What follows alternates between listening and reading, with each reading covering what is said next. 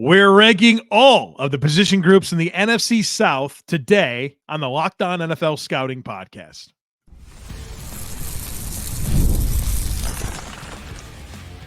You are Locked On NFL Scouting with the Draft Dudes, your daily podcast for NFL and college football scouting.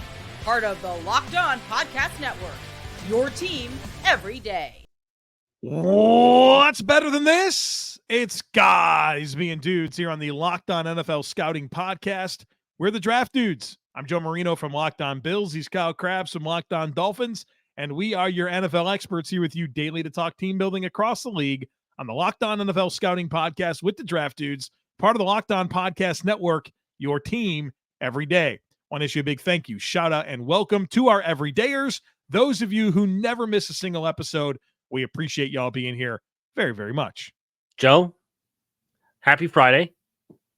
Happy Friday, Kyle. We've had a lot of discussions about Stone Cold and his cat this week. So if you're watching on YouTube, I brought my cat with me. You kept him there? Yeah.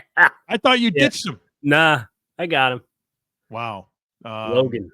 His name's not Poncho, but his name's Logan. So he's going to go ahead and run off now. So wow. He made it for 3 seconds on the show. Well, he'd been ready to leave for about the final 5 minutes of the pre-show. Wow.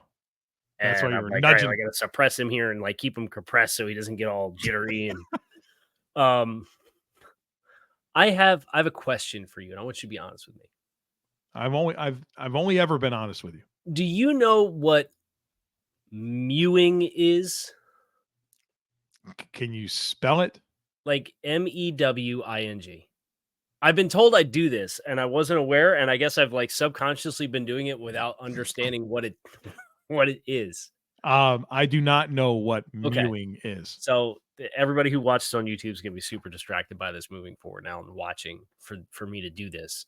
I went on a live stream with another Dolphins content creator last week, and there was a comment, and a live comment that like caught my attention. It was like, Kyle is just always mewing nonstop. I'm like, what does that mean? So I Google mewing, and here's the health.com definition. Mewing is a face reconstructing technique that involves keeping your tongue on the roof of your mouth to change your jawline shape. So it's like some kind of like postural.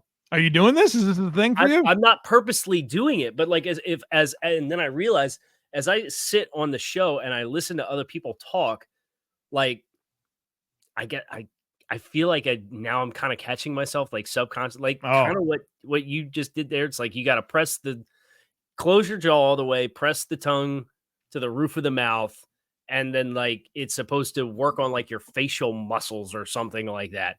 And I want to know if you've ever observed me doing this and been like, well, Kyle, I mean, candidly, when you're on a podcast together, like we do this daily, we've been doing over 2,000 shows, like you're going to get a little fidgety, right? Like, I mean, I have a fidget spinner with me a lot of times. Right. I'm playing with the pen. I unscrew this pen off and on pretty much the entire podcast. You know what I mean? Like you're always just doing something. So it's fine. I've been with you for all of these shows, man. I've never really thought to myself, okay, you know, Kyle's doing weird stuff. Like, because I feel like I'm in the same spot. I did mewing every day for 100 days, the proper way to mew for beginners. Like these are videos on YouTube. And I'm like, this is I guess a thing. Do I do this? I mean, I don't know specifically that you push your tongue to the top of your mouth. Like physical quirks now, but I know everybody's here to not listen about my mewing technique, and they're here to listen to us talk through the NFC South, which we have the tier maker if you're watching on YouTube, and this is a good time for us to give our formal disclaimer about this exercise, Joe. Well, which one do you about not screenshotting? Yeah, don't screenshot it. Yeah, don't screenshot because there's actually discussion here that matters. So don't be that person. And what else? What's the other disclaimer? I didn't think we had another one. Okay, yeah. So this is a part of our roster power rankings. It's not necessarily fully personnel adjusted like it will be when you get your final results at the end of, when we put all the lenses on it. bear in mind, we have skill group, which includes all wide receivers, tight ends, and running backs that get scored together. Who was it last week that got upset? The Bengals fans with their wide receivers versus the rest of their skill group were totally offended with where we had their skill group. Oh, what do you mean last week they got upset? When you were absolutely absurd with your ranking of Jared Love or Jordan Love. I'm not Mike Tannenbaum going on ESPN saying he needs a 10-year, $600 million contract. I just said, if you ask me who I think has a better season this year based on the information that we have, I would be inclined to say it was Jordan Love. Which is not the project that we're doing. So you just made up criteria for that. No, I'm still mad about it. Still mad about it. Yeah, you did. Everything that we've done, this entire process, is about what have you told us that you are in the NFL, not what we think you're going to be. And that's fine. But like I'm telling you, based off of last season, I think Jordan Love is a better player for the 2024 season. I still think you're wrong about that. So people were mad about that. And you can dunk on me if Jordan Love's an abject disaster. No, I don't. I don't disagree with you. I would rather have for the rest of his career Jordan Love than Jared Goff, but I think Jared Goff deserved to be number one going into the season. That's fine. Well, hopefully we'll have some healthy discourse with the rankings here. Most of it we won't. Quarterbacks is the only one that we don't grade in this fashion because it's such a nuanced position as far as the scoring purpose and the positional weight that it carries. So we actually do have to work out the quarterback. So let's go ahead and start there. But I do think a healthy Kirk Cousins, health presumed, is the best quarterback in the NFC South. Is that fact or fiction? Big facts. Big facts. So, I mean, and then they also have a top 10 pick. That's the backup, right? So like the whole quarterback room, you feel good about what they have to work with, regardless of the fact that we don't know anything about what Michael Penix is actually going to be in the NFL. Yeah, we don't think we're going to find that out for a while because I think Kirk Cousins is going to do a good job. I think Atlanta has done well to preserve a lot of the scheme elements that he's familiar with their coordinator hire. And you think Kirk Cousins muse? Yeah, he's a muser for sure. No, mewer. He'd be a mewer. Yeah. He's a mewer. Yeah, he's got that great jawline, right? Yeah, that's probably how he got it. Honestly, him and Tom Brady's big mewer. Yeah, muser, whatever it is. Mewer. Yeah. You're right. We should do our tier makers based on how many guys we think mew in each position room. All right, you ready for number 2 quarterback? Yes. Who's your number 2 quarterback? I've got Baker Mayfield. I got the Bucs. That's the correct answer. Carr's probably had, I don't know if you look at career production, Carr's got better career production, but I don't know, man. You asked me which quarterback I would want to go out there and play for my team. I choose Baker Mayfield. And I think what that stems from is like, I just think he's more of a dude. I think Derek Carr tends to be a bit of a risk-averse quarterback that can be goofy in the pocket, can be goofy in the red zone. Baker Mayfield at least has the stones to stick in there and try to make plays and avoid pressure and, try to do some high-level stuff. So give me Baker Mayfield over Derek Carr. I would take Baker Mayfield over Derek Carr as well. But I do think the career track record of Derek Carr is enough to put him in the 3rd slot based off of what was, if we're being honest, a disastrous first season for Bryce Young. And some of that's not Bryce Young's fault, but there's a lot of things that Bryce Young individually needs to improve upon. Yeah. So that would have the pecking order, at least for me. And I believe you agree, Atlanta, Tampa Bay, New Orleans, and Carolina for quarterbacks. That's how I see it as well, Kyle Crabbs. Great. Loaded next segment coming up here. We're going to get to skill groups on the offense, the O-line, and more. So be sure to stick with us. Folks, the NFL schedule, it's out. So many big games. We talk about this NFC South and how competitive it is. You probably want to get to some of these games. Well, if you do, download the Game Time app. Game Time is the fast and easy way to purchase tickets for all the sports, music, comedy, and theater events near you. The app is awesome. It's easy to navigate. They give you flash deals. They give you last-minute ticket specials. They give you a seat view so you can see a picture of exactly what it's going to look like when you get to the venue. But my favorite thing is the all-in price. They give you the full purchase price from the outset. No surprise processing fees coming your way at the end of the transaction. So take the guesswork out of buying tickets with Game Time. Download the Game Time app, create an account, and use code LOCKEDONNFL for $20 off your first purchase. Terms apply. Again, create an account and redeem code LOCKEDONNFL for $20 off. Download the Game Time app today. Last-minute tickets, lowest price guaranteed. You mean to tell me you don't like buying tickets and then the price of the cart tripling from when you put it in to when you go to checkout. Not a fan.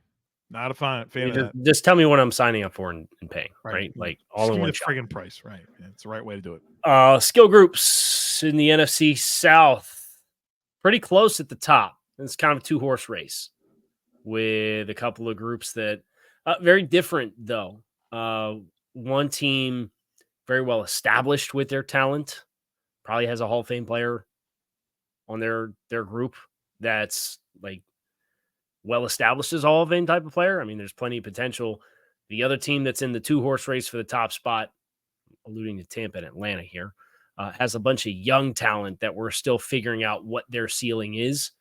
And because, as Joe wants to remind me every time the name Jared Goff and Jordan Love come up, we're looking at what we know about these players right now. I think we know more about what Tampa Bay has. And because of that, the Tampa Bay Buccaneers take the title with a really, really well-rounded group, but also a group that's hallmarked by Mike Evans, who can still go to high level as the top spot here in the NFC South skill groups. Yeah, man. Evans, Godwin, Rashad White. Good trio there. Good tight end. Cade Otton's a nice tight end too. Yeah.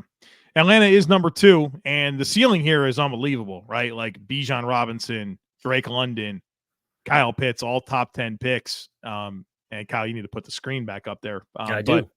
But the ceiling there and the potential for that to be unlocked with a new scheme and a new quarterback is really exciting. I mean, I would not be surprised if we, at some point in the season, even had this skill group as the best in this close division. Enough, right? Yeah, like, very close. Very, very close. And we'll see. I mean, even Darnell Mooney, like, is there more to unlock there? I'm sure, like, based on the dynamics in Chicago. So Atlanta's loaded. I'm excited to see it finally get the opportunity to be maximized. Is it Mooney or Muni? Oh, God. Sorry. All right. I'm just glad I didn't say Emmanuel Mooney, because I do that every time. So it's a big win for me there. We have the New Orleans Saints in the 3rd spot. Chris Olave, really, really good young receiver, is the hallmark there for them. Still trying to figure out how big of a role Rashid Shaheed can have as an offensive player. Alvin Kamara getting to be late stage. Alvin Kamara a little bit. You can tell he's not necessarily what he was when he was at his physical peak. But we love Alvin. Draft Dudes alumni, Alvin Kamara. Never let that go. And the tight end room's really competitive. I think they have 3 guys that can give you meaningful snaps, but what's the ceiling with any single one of them individually? I know Juwan Johnson kind of had like a disproportionate high touchdown rate at one point. Taysom Hill can be the second coming of Steve Young despite playing on the kickoff team or whatever it was. That was a thing a few years ago. But in seriousness, is a really nice utility player.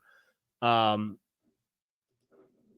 it lacks the ceiling across the board of the other 2 groups that we've talked about thus far. So that means Carolina comes in at the bottom. And I think what really is just different about Carolina than the other teams is you look at the other teams and you say, okay, we got a dude, right? Whether it's Chris Olave or Bijan Robinson or Mike Evans, like we're just kind of missing that guy. And they've stabilized things with the addition of Diontae Johnson and what Adam Thielen still is, but we got to see what Xavier Leggett is. We got to see how the running back situation sort out and who really kind of jumps there. So there's some ceiling here, but they're mixed. They're kind of missing the high-end quality starter franchise cornerstone type guy in this skill group. Yeah, when you give as many first and second year players as they do in big spots, it's just you're not going to score as well until there's more proof of concept with some of those guys, and that of course means there's a ton of upward mobility for them. And I'm excited about what that group can and should look like with time. But who are the guys that do make the leap? You know, we talked about Mingo yesterday, and what's the hope for Jonathan Mingo? We were kind of hopeful that Terrence Marshall was going to turn into a thing, and it didn't really happen. And they made all the other investments at wide receiver, so they are going in a different direction. Your primary upside selling point at running back, you don't know when he's going to be fully healthy, so there's just too many hurdles for them relative to the other teams in the division. Moving on to the offensive line, this one's real easy. The Atlanta Falcons have the best offensive line in this division. Cornerstone talent in Chris Lindstrom. Jake Matthews, an absolute stalwart at left tackle. Caleb McGarry's been a good starter at right tackle. Drew Dahlman has stepped up and become a nice player for them at center. And then Matthew Bergeron's like a developing young player that's entering his second season, who I think can be a fixture for them at left guard. So, left to right, really good group. They brought back their depth. The Falcons have the best offensive line in this division. I'm not sure that's really debatable. All that stability too, right? Yes. The second spot comes with some fine print. We're going to put the Carolina Panthers at 2, with the acknowledgement that if Ryan Ramczyk were healthy, we would probably feel like from center, McCoy, Ruiz, Ramczyk, Talise Fuaga at the other tackle spot.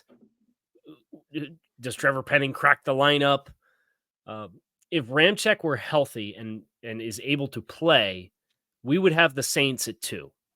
But the feedback thus far from Dennis Allen is so not inspiring for Ryan Ramczyk, is we are scoring the Saints for the time being as though they do not have Ryan Ramczyk, who, when healthy, is a top 3 right tackle in football, right? Like he's an absolute stud. So that loss weighs very heavily for them. And that allows Carolina, who we heaped a lot of praise for the interior duo of Damian Lewis and Robert Hunt, who they paid in free agency, and Taylor Moton, who's been a very consistent high floor and fairly high ceiling player, and Ike Ekwonu in what's going to be year 3, hopefully stable with a better player next to him. There's enough there for Carolina to now check in with the number 2 spot. And even if Ramczyk were fully healthy, Carolina would still be nipping right on their heels. Yeah. Like it's very close with those two with a healthy Ramczyk. Without a healthy Ramczyk, it's the Panthers.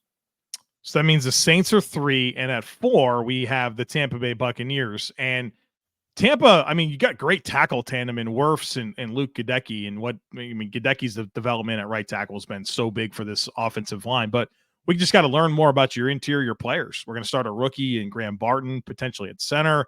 Cody Monk, year 2, what type of player he's going to be. And then you figure Ben Bredesen factors into that left guard spot. And so love the tackles. We got to learn a lot more about your interior before you start climbing up this a little bit more. I actually think there's a bit of an argument to be made. You can let me know if you disagree or not. But like if Ramczyk doesn't go all season, I might even put Tampa Bay in front. Sure. Of the Wolves. Oh, yeah. No question. Because now you're talking rookie and Talise Fuaga. Penning has to go right back in there. Like, you're still left guard's different, right? Saldivari's never played. Yeah, dude. Right. No question. Okay. No Rams. So let's stack it that way then for the reflection of kind of where we expect Ramczyk to go. And then Saints fans, this is why we don't want you to just take the screenshot and blast us for it. If Ramczyk plays, you guys are 2 here. Yeah. So that's the fine print for the offensive line. You want to go D-line? Do you want to take a break and come back and do defense? You want to start D-line? This is such a weird spot. I'll tell you what. You want to go? We're wasting time. So pick one. Well, you brought us back. The ad read guy. The defense is coming up on the other side of it, so be sure to stick with us. This show is sponsored by BetterHelp. Comparison is the thief of joy, and it's easy to envy other people's lives. It might look like they have it all together on their Instagram, but in reality, they probably don't.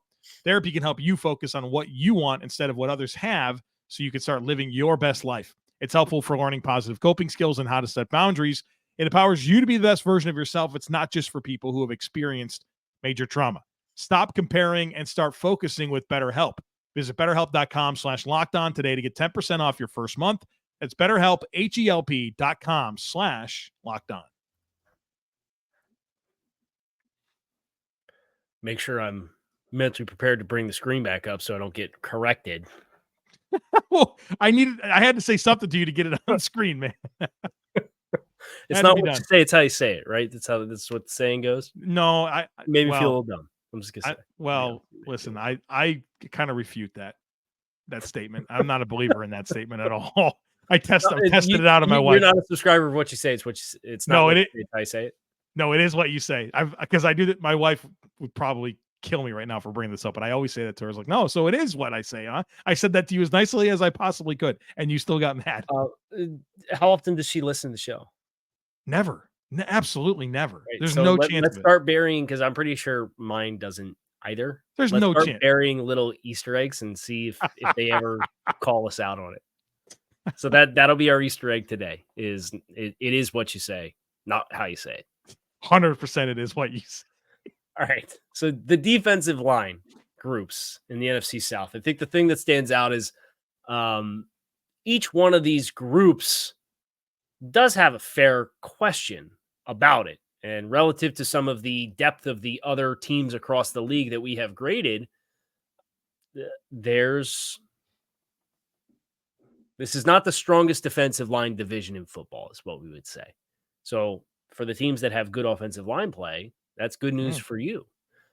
The Carolina Panthers, though, are the team that I think you look, the four across the board have the most definitive high ceiling. They have a cornerstone in Derrick Brown. We have Jadeveon Clowney's a quality starter, Shai Tuttle, and then DJ Wanham, who was also brought in. It gives you a really nice foundation to work with. And because of that, we have the Carolina Panthers group, thanks to the 1 through 4, as the top defensive line in this division. Coming in at number 2 is the Atlanta Falcons. It's the New Orleans Saints. Sorry. Come on, dude. I sorted it for you. I know. My eyes went off for a second. So New Orleans Saints. And I think what's carrying the Saints is a really good edge trio with Cam Jordan and Carl Granderson, what he's developed into. Mm-hmm. And they bring in Chase Young. So I think that's a big part of this equation, but also another starting caliber player in Nathan Shepard. And, we'll see what Brian Brzee can be in year 2. We'll see what Colin Saunders can be in year 2 with the New Orleans Saints. But that defensive end trio is what really elevates this group. And then for Atlanta, obviously Grady Jarrett. They have a lot of youth that's been brought in amidst a lot of other recent young investments on the edge, but none of those guys has really made the leap that you were hoping for. So Grady Jarrett is kind of the, again, cornerstone piece for Atlanta, and what you ultimately get around the rest of it's kind of the opposite in New Orleans, right? Where you feel like you really like what New Orleans has on the edge. You really like what Atlanta has with kind of their de facto starters on the interior, but the edge, the opposite group, is the bigger question. And because of the some positional value, but also just the numbers that are involved with how deep we go to grade, 7 guys on the defensive front. New Orleans edges out Atlanta for the 2 spot, which means the Bucs, with all of their questions, another team with a lot of investments, right? You consider Tryon Shoyinka and Logan Hall, those guys. Yaya Diaby is a second-year player. There's a lot there that's to be determined for Tampa Bay, and they're a team that has a very high variance of outcomes for how they will check in, but you got Vita Vea as kind of the cornerstone player, and he didn't even necessarily have his best season of his career last year. Yeah, too much to sort out for Tampa at this point in time, and I guess a lot of that does apply to the Falcons, but I think they have a little bit more proven talent than what we're still trying to learn about this Bucs situation. Gets us to linebacker here. Saints, very clearly the best situation here with a cornerstone player in Demario Davis. Great running mate in Pete Warner. They even, added Willie Gay, who's another starting caliber player to this mix. 1 through 3, not close. This is the best linebacker trio in the division. Yeah. I think the next best linebacker for the other 3 teams is Lavonte David, right? Mm-hmm. But the question that you have with the players that are not Lavonte David versus the kind of floor of the 1 through 3 with Carolina with Shaq Thompson, and you bring in Josie Jewell in free agency, and there's familiarity with the scheme and with Avero, that pushes it. It's fairly close. It pushes the Panthers into the 2 spot for us in this division at the linebacker position in front of Tampa Bay. And Tampa Bay, obviously, we got to figure out how good KJ Britt is going to be as a running mate. I think, as we said during the Bucs show, that defense is going to be better because Devin White's no longer part of it. But we still need to learn a lot more about KJ Britt. which means last is the Atlanta Falcons. And we like Caden Ellis, but we got to figure out, is Nate Landman going to be the running mate? Right. How sustainable was his play last year? Troy Anderson, can he play at all? So we got stuff to figure out with this Falcons linebacker group. And that brings us to the secondary, where this time Tampa Bay's cornerstone talent does bring home the top spot. We have Antoine Winfield Jr., I think the tier within the tier, right? It's like the elite of elite. Yeah, not an all-pro, or a Pro Bowler, but yeah. It's ridiculous. Also, Jamel Dean is the other quality starter, bona fide player. We like Jordan Whitehead a lot, who they brought in. Christian Izine flashed a lot for them. So there's a lot to like with that secondary. And they bring home the top spot just because of that top talent that's very robust and has a couple years worth of good play to show for it when you consider who their top players are, and then some compelling young guys to go with it. Saints just behind them. Quality starters in Ty Matthew and Marshawn Lattimore. Those guys can be high-end performers, but I think it's what's really pushing them up is what we've seen from the development of Paulson Adebo, what we've seen from Jordan Howden, Alante Taylor making the transition to the slot and looking pretty strong there. And that doesn't even get into they're not getting any points for Kool-Aid McKinstry as a second-round pick and the ceiling that we think he has. So good starting group and even some nice developmental players. I mean, in terms of their depth and what eventually Kool-Aid McKinstry could be for them. We have the Falcons at 3, and this is where Raheem Morris is going to kind of make or break this team this season, right? When you have two really good players that are well-established, Jesse Bates we have as a cornerstone, A.J. Terrell, again, another guy that didn't necessarily have his best year last year, but a quality starter for sure. It's what's the rest of it look like? Is DeMarco Hellens or Richie Grant going to be the other safety? How good can D. Alford and Clark Phillips be as young players? They don't necessarily have a lot of depth at outside corner that you feel really good about. So it's Atlanta has and has nots. And I just think that's too much for them to chase down the top two teams as we have it scored in this division as far as specifically the secondary. So Carolina's last here, and there's likable pieces here. Of course, J.C. Horn, and I think the safety duo of Woods and Fuller is pretty solid. But I think of Dane Jackson as a CB3, and now he's a CB2. And Troy Hill getting up there in age and kind of their answer in the slot with not a whole lot in the way of depth at corner that makes you feel good about them sustaining an injury. And they've used a lot of corner. I mean, tons of corner depth over the last few years. So, and oh, by the way, J.C. Horn has questions with injuries. Right. So this is looking at this divisional layout, it's completely different than the rest of them, right? Like there is so much variability with how these teams stack, where we've gotten some of these other divisions and it's the same couple teams at the top. This is really kind of spread out in a unique way. So here's how you count it up, right? Atlanta is first or second in each of the three offensive spots. New Orleans is first or second in each of the three defensive spots. Carolina is first or second in the box with the offensive line, the defensive line, and linebackers.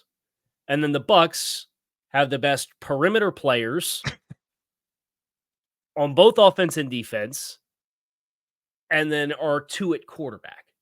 So everybody's got 3 spots that they are first or second in. Yeah. Crazy amount of parity, if you will.